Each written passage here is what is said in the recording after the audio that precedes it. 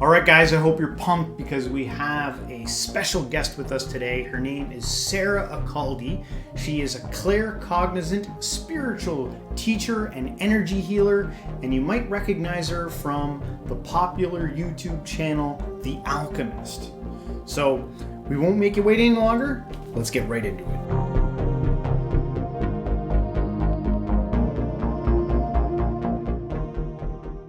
I think maybe a great place to begin would be with your about page on your YouTube channel, because it kind of describes a bit of what you do. It says that you're like a claircognizant, and your show is kind of like, it's called The Alchemist. And I was wondering, we were both wondering, how did you discover this for yourself? And maybe tell our audience a little bit like how you got into this journey.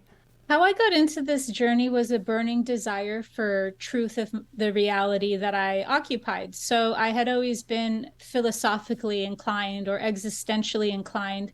And then deeper into my journey, it became more spiritually inclined. So it kind of like transformed from philosophical or existentialism into spirituality, but not first through going through quite a matrix. Yeah. So I didn't know that I had been on a spiritual journey all my life. And it definitely wasn't the goal of mine while I had first started awakening to really even be considered spiritual or to talk about spiritual concepts. It always was led by, once again, a burning desire for truth. Well, great place to begin, that's for sure. Now, Yeah. the gift of claircognizance, believe it or not, when we first discovered it, we had to look it up because I had heard of the term clairvoyance before, but I'd never heard of the term claircognizant. How do you define that? What, like, because I'm sure people kind of have their own little definitions for it. How do you define that? It's when you don't know how you know or why you know, but you just know. And so, really, to get more into it than just that, claircognizance is the fully developed, full fruition of all of the clairs, of all the Okay. psychic capacities. It kind of Oh, wow. transforms into silence. It kind of Hmm. transforms into invisibility. And so it looks maybe perhaps from the outside or on the surface as like, wow, that sounds fun. You just go up to people, tell them stuff and say, I don't know. Don't like that sounds like it's ripe for irresponsibility, but it's the culmination of all of them. And so what I will be addressing more in my channel coming up is some of the capacities, the abilities that are coming online right now for all of us. But of my personal opinion, every person, unless you're like a psychopath, is clairsentient and has unrealized clairsentience, if not realized clairsentience. So they either know that they're clairsentient already, or they just have no connection with it, but that does not mean that it is lost. It's just unhoned. You know, you have to hone in on these things, you have to develop them. But the reason why I'm bringing up clairsentience in relationship with claircognizance is because many times a person may be aware that they're clairsentient to a certain degree and call themselves an empath. Okay. Right. Empath is, I would say, a little bit different than clairsentience, but it's in the same family, shall we say.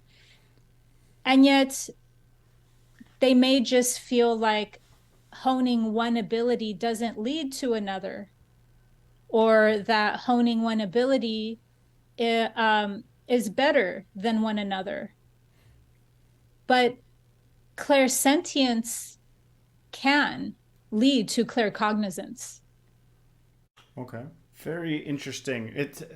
First, believe it or not, the thing that stood out to me was that you mentioned that a psychopath wouldn't be able to hone clairsentience. And it gets me to thinking that like reverse engineer that, and it sounds like the path towards honing more claircognizance or clairsentience would like an approach would be honing empathy. It's on its own, like becoming a more empathetic individual, or tapping into empathy to some degree. Is that fair to say at all? Or Yes, that is very fair. So even psychopathy, esotericism has a very clear and undisputed, nobody really disputes it in esotericism about psychopathy. But outside of esotericism, there can be an argument or a debate about, is there such a thing as a genuine psychopath or not? Or are we seeing and observing extraordinarily traumatized individuals? that's Now, what I always assumed. yeah, well, it's both. In Mm. esotericism, there is clear, like, indicators of psychopathy. That is what you would call perhaps unredeemable, but not because it's trying to be rude and forsaken. Unredeemable because it was a soul choice at a soul level coming into this experience to take out the connection to a person's empathy. So from that angle, psychopathy, it was a choice coming into this experience, and they're playing out that choice. But then you have more gray zone, you have more gray area, and that's, there's genuinely traumatized, severely traumatized individuals who have had to disassociate so much from their humanity, from their empathy, from their emotional body and experience, that then you're dealing with people who are not only sociopaths, but even verging on like, wow, I can't distinguish you from a psychopath. So it's Yeah. both. Yeah. Is there like a pull there when you discovered that you were claircognizant? Was there like a pull to go help people? Is that like the next step that kind of like organically stems out of that? Oh no, I came in with that. Yeah. Oh, I Okay. came in with a Superman savior complex from day one. Yeah. Oh Like I yeah. was poor as hell, and I was still like, how can I save everyone? Like Right. I always Yeah. imagined myself with a cape on invisibly when I was like in elementary school. And so in my head, I was like, I'm wearing a cape. It was just my invisible cape. Yeah. Oh, that's beautiful, and it seems like you might have naturally been very empathetic for that to be the desire of your heart going into it. Yeah, it's so interesting, this idea of, because I like to think that everybody's redeemable to some degree, and it's interesting to consider these things. Sometimes I would imagine it's a bit of a hard sell explaining, when science fails us to explain something, to say that, this is a soul contract that some people have made, kind of binding them to an outcome. Like, what do you a good thing that was told to me once was, I try not to judge people on their diagnosis. I try to judge them by their actual actions. So maybe at the end of the day, the most simple thing is to just simply look at how somebody's behaving, before we, judge them too harshly, if Yeah. that makes sense. Well, that's funny because that's what I consider a curse. A Oh, curse geez. is when, oh, I mean this musingly. Yeah. A curse is when we say you cannot change. So if you look at somebody and you say you can never change, you can never grow, you're Right. cursing them whether you know them or not. That doesn't have actually an impact on their journey, or that doesn't reveal a truth about their journey. But so it's not a literal curse you're placing on them, but it is a curse that you are saying. That's at least my definition of a curse. Yeah. So it's not meant to curse people and say there's no hope for you, you're hopeless, others are. It's more so about even judging someone's actions would be even more cursing them, because there's so many who are acting like psychopaths that would check all of the boxes of action and Yeah. yet can be redeemed. Yeah. I Oh, heard yeah. recently that the frequency of people being narcissists has gone way up, and that for a long time it was more typical for men to be narcissistic, and that actually women have caught up in that regard. And I wonder, like, what do you happen to think about some of these attributes, some of these maybe negative characteristics, as like a growing trend in society nowadays, or something like, where does it shift from sort of like a clinical psychological assessment to a spiritual one? Is what's happening? Are things getting better, or are things getting worse? I'm actually surprised to hear that, statistically speaking, narcissism has gone up. How I would frame that, though, is more so that narcissism may have transmuted its form because there's so like the shadow of mankind has been covert narcissism. So back before we had social media and we were able to even talk about these things and learn about being trauma informed or even learn about chemicals inside our cereal, there was traumatized children that grew up to be adults because they had covert narcissist parents, and that was rampant. Yeah. So if anything now, if it's being brought to the light, I would say it was something that was always there. It may have shifted its form now. So now people are looking at their way of going about this narcissism in a different way because times have changed and now we can point a camera at ourselves and do it, you know? So, but yeah, narcissism has always been alive and well. Yeah. The claircognizant thing, is this something that, like, were you suggesting earlier that this is something that we can all kind of tap into? Or is it something special, unique to certain people? I think for some, it's more natural. They just came in with it stronger. It's more innate to them. Yeah. But because it is the culmination of all the clair abilities, all of our Yeah. psychic abilities, if a person were to hone in and develop their psychic capacities in this life, they would naturally kind of have a ripple effect or a cascade effect. What are the tools that, like, could help someone, like, manifest or build those skills? Like, Yeah, that's what the spiritual community loves. I should probably even just do a mystery school on that, but I would have to download them literally because I didn't need them this life. Um, Tantric practices.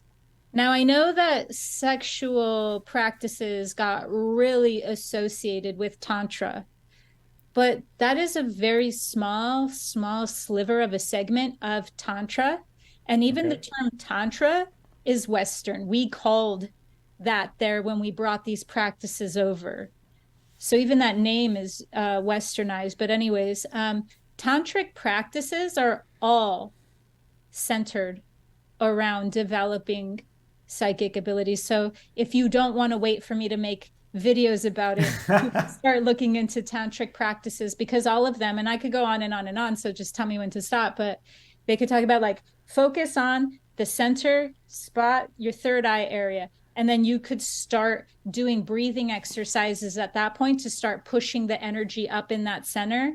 That's just one of many. There's so many different practices to really be able to connect the physiological, the physical function of our spiritual organs Yeah. with opening them, with activating them at a higher capacity. Yeah. That's what typically we're looking at when we're looking at practices designed to awaken our psychic abilities.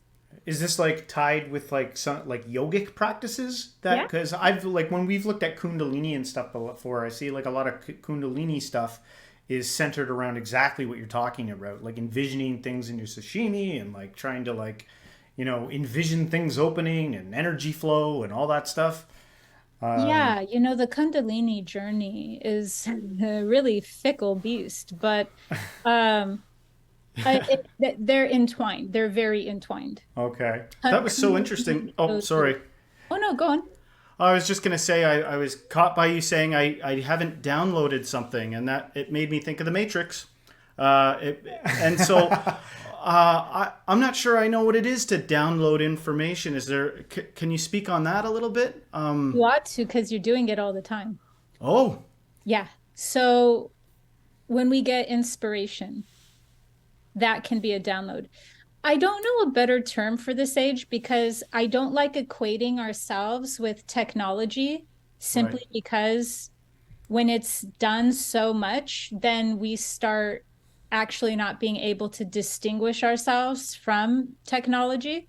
But I always come back to downloads because it's just the easiest. I mean, I guess I'm a creature of my age. I guess, we Yeah. did that in this age. And, if I was in the medieval age, I'd be like, oh, I Yeah. just got a demon. Yeah. Yeah, and the more you talked about it, I was like, actually, yeah. On second thought, I think I do download stuff because I'm a kind of a creative person. So maybe, like you said, it spoke to me when you said inspiration can come that way. Yeah, it might be about just allowing your like preparing for yourself the most optimistic or opportunistic area or place for that to happen. Because I think obviously, if we're too over busy and we are always on the move and never stop to kind of like take a time for some downloading, uh, maybe we would have a harder time, I guess, recognizing it or achieving it. Well, also, stillness plays a very strong role, which is what you were also in a way saying, which is Yeah. about taking time out. Stillness plays a very strong role because what I've noticed in a lot of people is that they're striving. And a part of that striving creates more of a gap. So, Yeah. what I don't do anymore because I'm, I guess, completely aligned with the flow and the nature of me, of my purpose, my dharma, is that when I'm supposed to know something, it comes. Yeah. So it's okay if I don't know something, and I might look like a know-it-all, and to an extent about I mean, if you ask me about my car, I'm not a know-it-all. But about certain things, that it's because it makes sense when it makes sense, or it comes when it comes. And if I'm curious, that's even it's wanting to come through. So even if I'm curious and I don't know, I don't freak out about that gap yet. I'm not instantly in fear or anxious about that gap between my curiosity and the knowing. And because I have that type of flow with it, I don't perceive myself as separate as many people are who want to be able to have more connection and have more downloads. Right. It's amazing. One thing I was curious about is I know like a lot of your content on your YouTube channel, it has to do with the structure of our reality and how it works. Is there an easy or a basic, like a 101 way of explaining that in a way that maybe some of our viewers, because we have people from all different types of walks of life watch our channel because we cover so many topics. Um, is there like a basic structure or something that you could maybe give someone who's kind of newly getting into this? Yeah, so the best structure would be to understand that we're in a universe of light. So Okay. everything in this universe revolves around light. And that's expressed through vibration, sound, photons. So it's on all levels.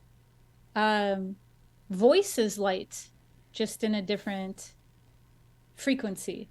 So it boggles the mind to be able to understand the vastness of wait, whatever we think actually is just still changing, but also only in this universe of light, and that there's something outside of light. And yeah, that's cool if it doesn't make you claustrophobic. And if it does, it's like, well, you don't got to worry about that. I Just, love that you use the word claustrophobic because that's so rarely talked about. And I guess I was having an insight one time where I realized we ought to be so grateful for kind of whatever limits we actually have because if you get in touch with infinity, like the nature of being infinite, sometimes I get the sense that there could be this uh, almost like a claustrophobia associated with infinite potential, infinite expansion, all these different things, like in just sort of a counterintuitive way. You know, like maybe part of the thing to be grateful for in this plane of existence is mundane tasks and some of the things we take for granted, if that makes sense. yes, it's this is where God comes to sleep, if not Yeah, forget. yeah, yeah, Or Makes sense. if not, be in fear of its own self. yeah, yeah. I've heard you talk about like densities and stuff before. Is there some tie between the downloads or the insights that you get and say something like the law of one? Because I noticed some parallels there. I think some of the content. Yeah, there's quite a few different channeled material that refers and perceives this reality through densities. And I resonate more with that. Law of One wasn't the only one, but what you'll notice is that calling things that we typically call dimensions, which I have no issue with, it's really like I don't care, but what we see as dimensions would actually be better described, if we're going to get technical about the wording of what's being referred to, as densities, simply because of the different experiences and the different forms taken at each level. So it would be more of a density. And how the best way to describe that would be like, by the time you get, imagine like an elevator dropping, floor by floor by floor, and each floor would be a density. So by the time you go down the elevator to the third density, you're in quite an experience of denseness, literally. Okay. All right.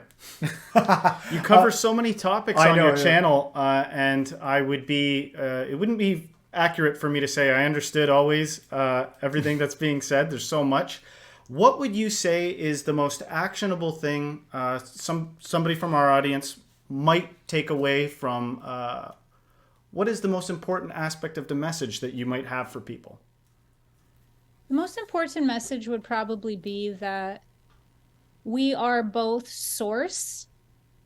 We are source, and we are an aspect, a unique aspect, a unique expression of source. The reason why I think that's so important is because a lot of what's hindering human consciousness or human evolution at this time is this either or mentality, or this inability to fully embody the connections that we desire. And I'll be more specific. We really put on a pedestal certain things that we want to put above us, or we'll feel safer if it's like a buffer between us and our eternal and infinite nature. And because of that, we don't take full responsibility. We just go, see, like almost like a sports game. Like, you know how we vicariously root for a player, and then our player is the one, and they made us proud. It's whatever the thing is that made us proud. Oh, no, we don't have to be that. We don't have to actualize that. No. That's not for self to realize. It's that. And with that, you can only have, even if it's innocent, a distortion. So even if you do the math, you started off with the wrong numbers or the wrong way of computing it, you will get some form of ill manifestation as that reflection. So I'm just saying that, going like, let's go to the source code, shall we? Yeah. Well, as a springboard off of what you were talking about there with the world and everything, the world is in quite a state right now. And I'm curious, like, should we be looking forward to what's to come, or do we need to go through some hard times in order to remedy some of the problems we have, or a little bit of everything? Yeah. Both, yeah. So in the state of the world, I wasn't gonna do an annual update, but after recent events, I'll be doing an annual update for this coming year, because it's quite crucial. I don't know what spiritual veins you guys subscribe to, but 2025 is pretty much known in many different spiritual circles as being a quite pivotal year, if not apocalyptic. And I have not been able to get around that either. My own gnosis agrees, which is, I rarely agree with people. So yeah. Oh, great. You had to agree on one thing. You had to be that. So 2024 is one that really is going to ask us to step into our self-sovereignty, like next level, because it will determine a lot of the things that you were talking about. Like, how is it going to go? Is this bad? Is this like, what's that? But yeah, so to be a little less vague, what we're seeing right now is a lot of energy that's happening that is leading people to conjure, to help co-create war, but that doesn't need to be co-created. And it's not as simple as just stop focusing on it. It's more so about the awareness of what's happening. And that awareness of what's happening is going to help a person understand, oh, they're trying to imprint this in my subconscious so that I submit and consent to it. Yeah. Yeah. But if you're sovereign, you don't have to turn a blind eye. You're not scared of what's happening in the world and going, don't look at it or else you're going to create it. Instead, you're aware of what's happening, but you are revoking any type of energetic pull into the co-creation of it. And so what you will unfortunately see is a lot of people who want to play prophet because they're just playing the gambling games of the odds. They're going to see a certain amount of momentum go into war, so start prophesizing war. And that's the worst thing you could ever ask for in a spiritual teacher, Yeah. spiritual leader, or a prophet. Yeah. It's almost, yeah, it sounds like you up the chances of manifesting that. Well, and I really, it costs, you're putting your ego before helping humanity become sovereign and create something else. There's nothing more narcissistic than that. Yeah. And I mean, it's interesting because, like, I've spoken to a couple of people that seem to have acquired a certain peace, you know, like heavy meditators.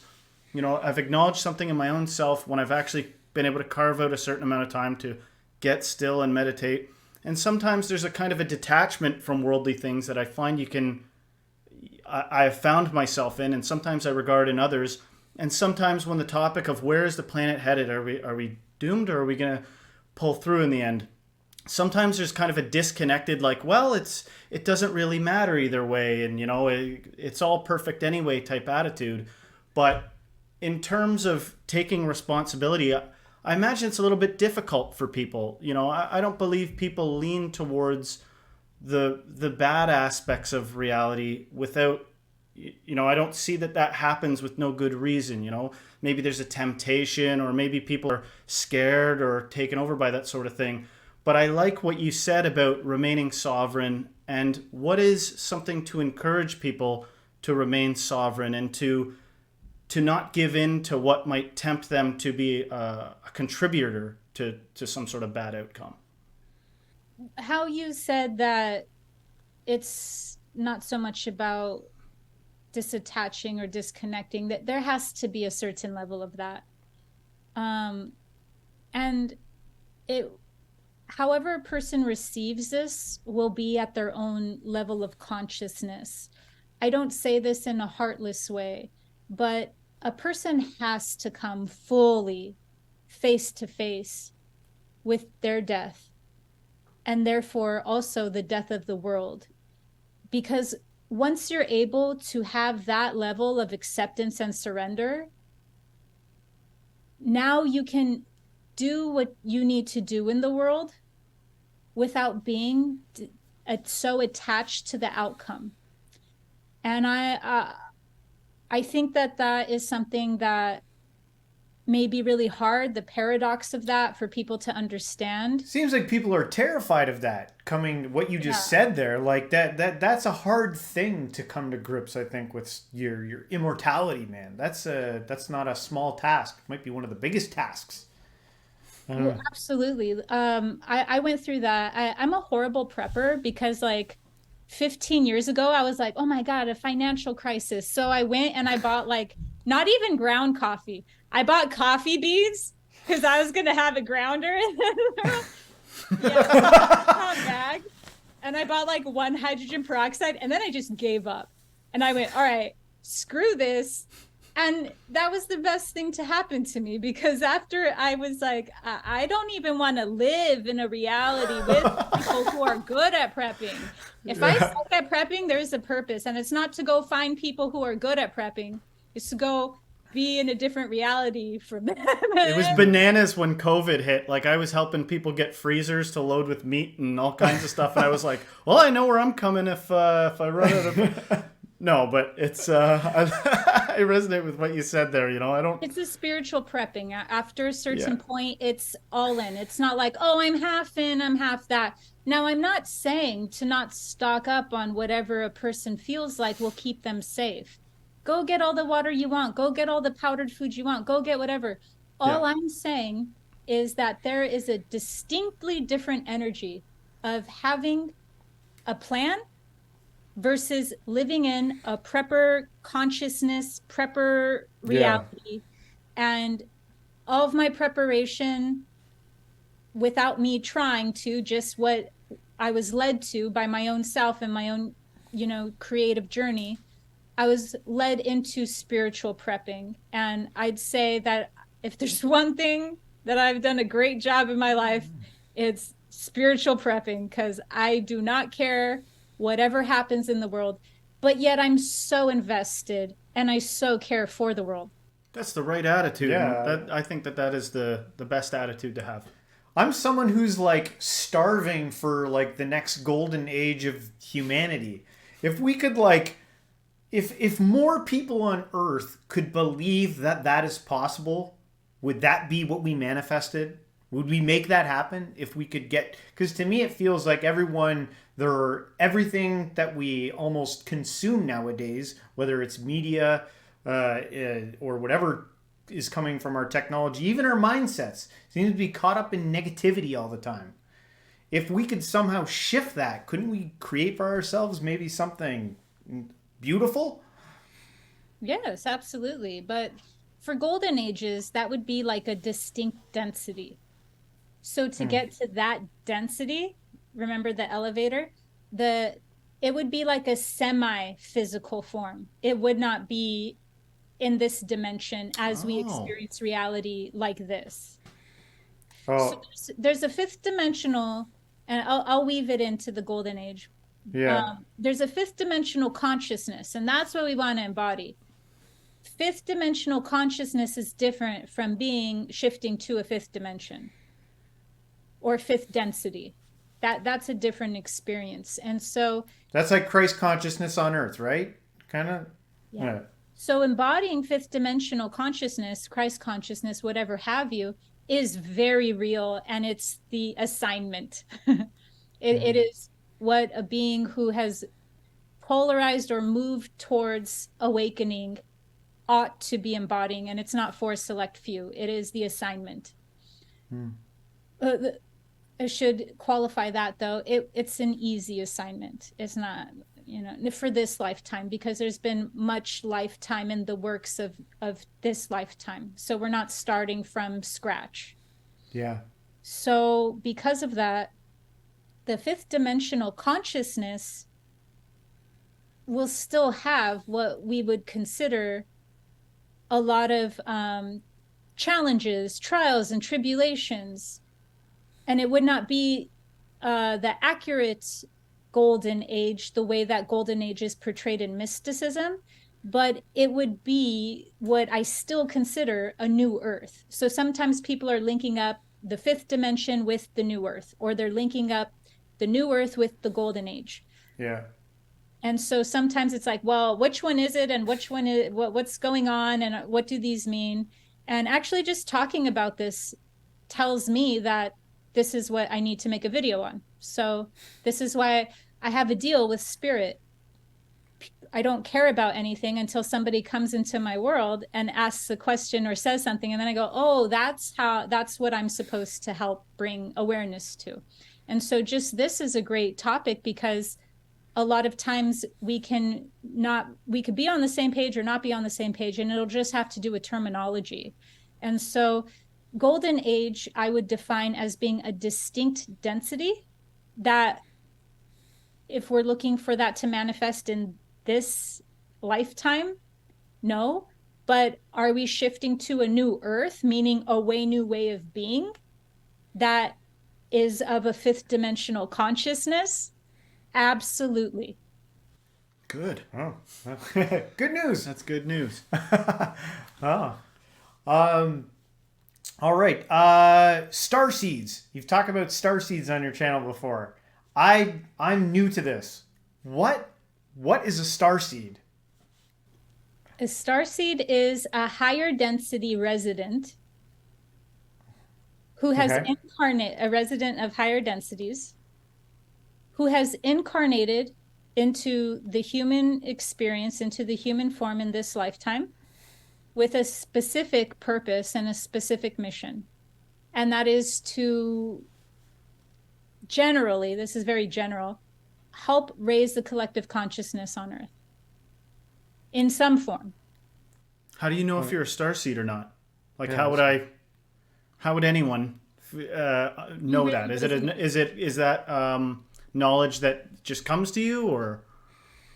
You really resonate. It's one of those things where if you hear it, you start becoming activated by that. It's not new. It's something where it's like a vague dream. You recognize it. Wait. Yeah. Hearing about it activates a remembrance. I don't think I'm a starseed. Sometimes I think I might be a bit of a Zen devil, but You're very kind, because usually people who don't resonate or who don't get activated by that or don't have any type of pull towards starseeds just go, wow, you guys are effing crazy. Have fun. No, not at all. I mean, the only thing that's crazy is that the only thing I suppose find crazy is too much certainty. You know, to me, I believe in being open-minded, and I feel like for my own self, that was something my whole life I struggled being the person asking a lot of questions and sometimes being shushed to not ask so many questions, you know, which is why I say I probably feel a little bit like a rascal sometimes, you know what I mean? Like, because I just see so much bifurcation in reality, so much of there's two sides to every story, essentially. And so the idea of non-duality, I guess, is interesting to me. You know, some ultimate truth. So I'm not sure if you guys have seen my avatar level consciousness. I was going to say music video. My video. I don't know if I've seen it. Avatar level consciousness just came to me. It's really just another way of saying enlightenment, but I'm trying to create new sensations out of things so that we don't become numb to the same wording, which is happening and has happened. So in avatar level consciousness, a being starts not only seeing other people's perspectives, and that's tedious because not you guys maybe, but the average person would probably just like to be validated in their perspective and not have to see someone else's, because that's a lot of work. Having to see someone else's perspective. But then that starts expanding even more. It doesn't just stop there. And then you start seeing things from not just even multiple perceptions, which is quite tedious. It starts expanding even more, and you start seeing things from cosmic perspectives and universal perspectives. And so when you said the two sides to the truth, when you start expanding more and more, that's quite tedious, because it's not even two at that point. And at that point, it takes a lot of surrender to the awe. Surrender to the awe. Yeah. I find life so much more fascinating when you do what you were just talking about, when you can get out of your box. Because I feel like I've lived in both places in my life. I've lived in a tight-knit little box before with my little bubble of beliefs, and I'm much happier, you know, being able to hear multiple perspectives and hear what other people have to say. You learn more about the world and you learn more about yourself. At least that's my experience. Yeah. It's interesting because when I do a video now, I have such a diverse audience, which is a reflection of all of the paradigms that I see things through, coming from that larger multiple perspective, that sometimes people get pissed off because I don't give them a final answer at the end. But I can give a final clarity when it's called. I give a final clarity when it's called, but sometimes if I don't feel called for that, it can irritate people. And I'm laughing, going like, you just want to be told what something is when it's more complex than that, and it's actually a part of our sovereignty to be able to maturely understand this and its complexity. And it's like almost like I was cheating, like she didn't even whatever. And it's like, it's not cheating if you're allowing a person to understand all the sides of something such as complex as the demiurge, one example of many, and then be able to hold that information and knowledge into someone's hands and then say, as a sovereign being, what would you choose? Yeah, it's hilarious. It's like this infinite nature of reality, and you want like an answer to be in some perfect little package for you that like this finite human construct or whatever can just, oh, I got it. I figured out reality. I got it all. And It much just less seems I so- cheated. Yeah. I would really be cheating individuals if I told them, look, because I came from a Gnostic background, the demiurge is evil. That would Yeah. be cheating. Yeah, that's the lazy way out. I love that you use the word mature to say that, because it does seem like a bit of a mature thing. I think that understanding comes along with seeing other perspectives, is like understanding where people are at and why. And I wish there was more of that in the world. I wish that there was a actionable way of seeing more of that. And it also leads a little bit into it. For some reason, it makes me think about spiritual ego. The idea that maybe as you develop, you get more spiritual and you mature a little bit. And then I know I've dealt with this, is almost gaining, well, not almost, definitely getting frustrated sometimes with the way things are. And,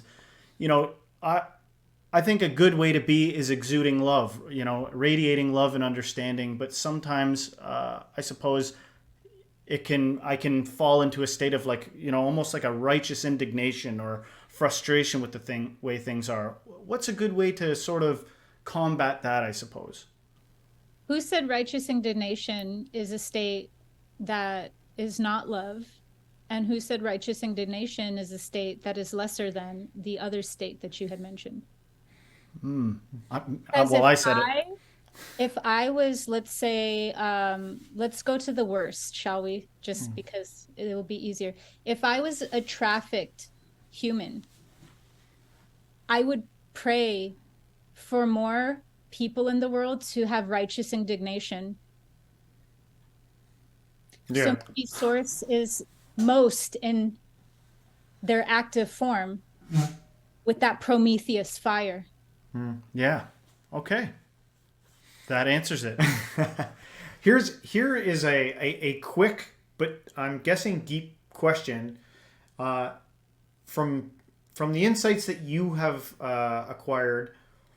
What is death from the human experience? So Is that a bad question? no, it's not a bad question. It's like, don't say transformation while you explain. It's kind of just like funny for me to try to navigate that without saying the word transformation, but it's a transformation. Death is the transformation of our finite consciousness into a new consciousness. So it's simply just the shifting doors of consciousness. And then is there like a rebirthing process again? Like if you're shifting consciousness, are you going from one like shell to another, or avatar to another avatar? What is the process? What is happening? The process is always a recalibration. So like the opposite of that would be what you see ghosts. Ghosts would be the lack of that recalibration process, that attachment to the experience that they once had, the earthbound, which is why they're called earthbound, so much so that they cannot go through that recalibration process, that balancing process. And so, or sometimes they can't even perceive it, which is why my shaman taught me, but which is why shamans teach how to open a portal of light so that some can just even go to the light. And we can have a whole discussion about, well, what the false light, but it's like, hey, anything's better than earthbound at this point. Sounds awful. Yeah. So what death is, or the process after, is a recalibration process. And it's recalibrating, meaning it's processing that lifetime. It's processing the emotional body within that lifetime. It's processing the intentions what was gained. It's extracting, it's turning everything into like the wisdom.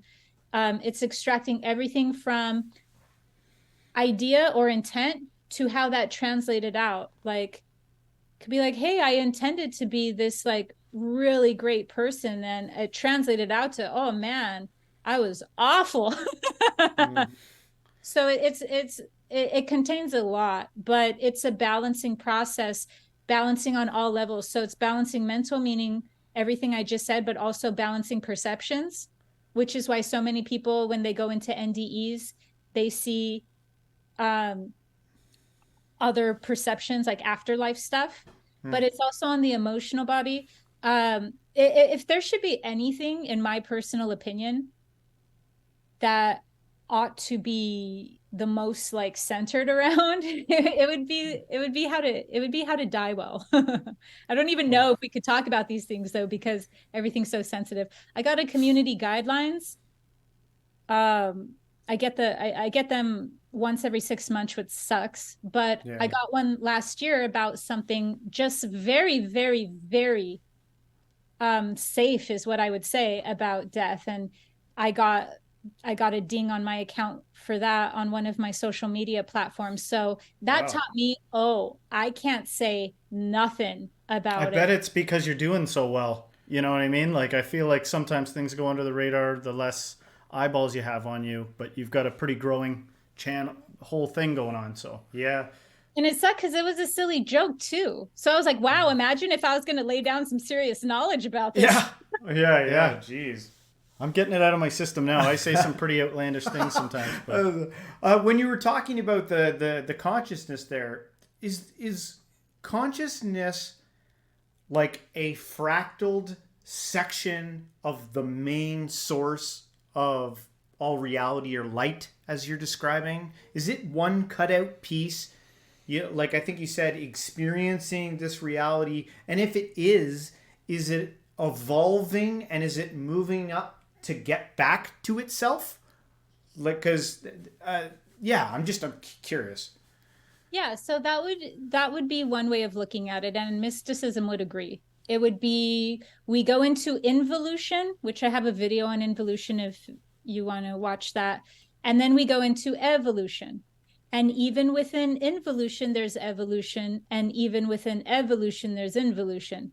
But essentially, that fragmentation, and then that unification and integration is kind of seen as like an arc, a story arc of source, and is put in many different traditions. And so that's one way.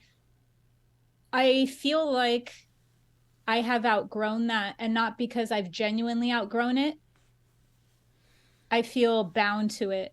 So I'm trying to like cognizant, I'm trying to summon, I'm trying to connect with larger aspects of truth, because that's what I do. When I learn a system or fully integrate it, I want to know what's next. But that seems to be the most, if I had to call anything safe, that would be it. So that's one way of looking at it. It's what you had said, that it's a fractalized consciousness of light.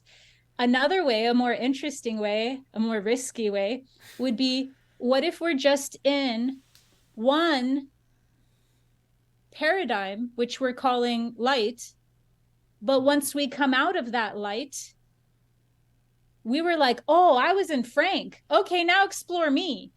Yeah. I like that one. Yeah, that's a good way of looking at it. It's just like looking through different windows almost. Yeah. I noticed in one of the videos I was watching, I looked at quite a few of your videos, and I was caught by something where you were talking about personality and the personality of the universe, or the personality of reality, and personal personality. And one of the things that I toyed with in my own meditative practices and introspection, and then kind of getting some separation from my ego, is sort of the illusory nature of I guess what I'd say like identity or personality, trying to get separate from that. But, you know, just to kind of briefly go back to what you were asking about the death process, like, consciousness on its own. Like, I mean, when I sleep, there are times when I come out of it and I'm like, that was wonderful. I was not conscious at all.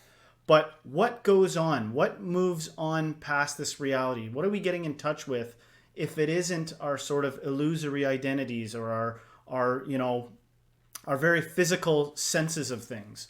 You know, what is spirit at the end of the day? You know, and I know you mentioned it being about light or synonymous with light or something like that, but is our personalities eternal, or is that all fiction? You know? So it's both, because spirit is also known in mysticism, particularly in animism, which is the mother of all religions, or the original religion. Yeah. As personality. And so we always have with anything a more base or a more base expression, and then we have a more exalted expression. And so the base expression is something that so many different spiritual, like the whole spiritual journey is essentially about healing or some form of becoming aware of something, doing with the base personality, some form of dissembling the base personality. And that's what ought to be done. That's the ego. So the ego hides within a personality, and that's their false self. That's what they want. That's their hopes and dreams. That's their hopes and fears that they project into this culmination, this shell that we could call the personality. That ought to be put in the alchemical fire. The exalted form of personality would just be spirit, or would just be, you know, spirit's also known as ether. So it's just that essence that intrinsically exists. So once existence chooses to be, once it goes into its active and not its passive state, the active side of infinity, good luck trying to hide from personality. Okay. I'm sure I'm gonna watch this again a few times because there's a lot of your content. It's funny because you even warn your viewers, like, you're probably gonna have to watch my stuff a few times, which I'm glad you do, because yeah, it's loaded content, and that's okay. I'm okay with that. Inside of that explanation that you were just talking about right there, is that what enlightenment is? Is that what awakening is for you? It's the non-attachment. It's the understanding you're more than this. So you're the stillness. You're the no-thingness, but you're choosing to play. Yeah. So I say in one of my lines of poetry in one of my books, I say, when you find out life is a game, will you stop playing? Because a lot of times, even clients come to me with the problem of, what's the point then? What's the point? I woke up enough to know that this is in shambles and should not be. This should not be existing. So what's the point? And I said, you're right. Because I'm an existentialist. So you're right. But the point is to then, at that point, assign it meaning. If you find out life is a game, will you stop playing, or will you just assign it a meaning? I decided to assign it an extravagant meaning. Yeah. Beautiful. Yeah, which is, to me, I've always found more liberating anyway, because a lot of people, they're tied to a meaning that they haven't chose, that someone has chosen for them. And I think it's liberating to discover that you create your own meaning yourself individually. Like that, to me, that's awesome. On kind of like a fun note, your show's very intense, a lot of really cool subjects, but I'm sure maybe your fans out there, they might be curious, what does Sarah do with her free time? What's it like being the alchemist in your off time? I don't have any off time. I love my job so much so. I So what you do is your off time. It's kind of like Yeah. what we do. like looking like I'm bothering people for like a new intro. I'm like, hey, okay, now can I get that intro? The first part like that, then the second part, can you change it? And so like I just always refine the things because this is, to be quite frank, the first time in my life that I've been abundant. And so I go and I bother the people at Sammy's camera to always upgrade my equipment. I love it. I'm, I love that I'm answer. like looking on eBay for shirts and stuff and Yeah. getting like really nice stuff for cheap prices. So everything is career. I'm just grateful because I have the resources for it. Yeah, I always said I want to find something that, keeps me up all night working on. I want to find something that I can dedicate all my action towards. And if that's being more Christ-like and stuff like that, and being a positive force in the world, I love that. So yeah. Well, you seem definitely busy with all your work. I would, I guess, springboard off of that last content and just say, or comment and just say, maybe you could let our audience know where they can find you, what you got going on, and how they can find your stuff. Yeah, so you can find me at my passion project on YouTube, The Alchemist. I believe my handle is like official The Alchemist or something of that vein. I highly recommend signing up for my newsletter. That's where I can stay in touch with people most directly about any upcoming events or retreats or what have you. And so that would be on my website, thealchemist.community. Okay. Yeah. And so I also have a very large social media presence on Instagram, the.alchemist. The reason why I kind of am a little reluctant to give that out is because I have so many imposter accounts that when I tell people, yeah, go check me out on Instagram, I'm the.alchemist, you run into like 6 different alchemists that are telling you about ancestral readings and donations. Have your picture, probably some of them. Oh, jeez. Yes. I don't know. I've never had an imposter thing, but it sounds. Yeah. And they say like blessings, beloved. Oh, And I'm like, blessings, beloved.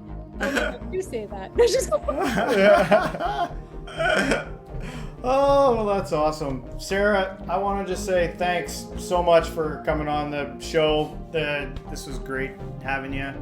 And I guess good luck to your endeavors and saving the world. Well, likewise. And thank you guys for your contribution to this as well. All right, great. Thank you so much. Have a good night.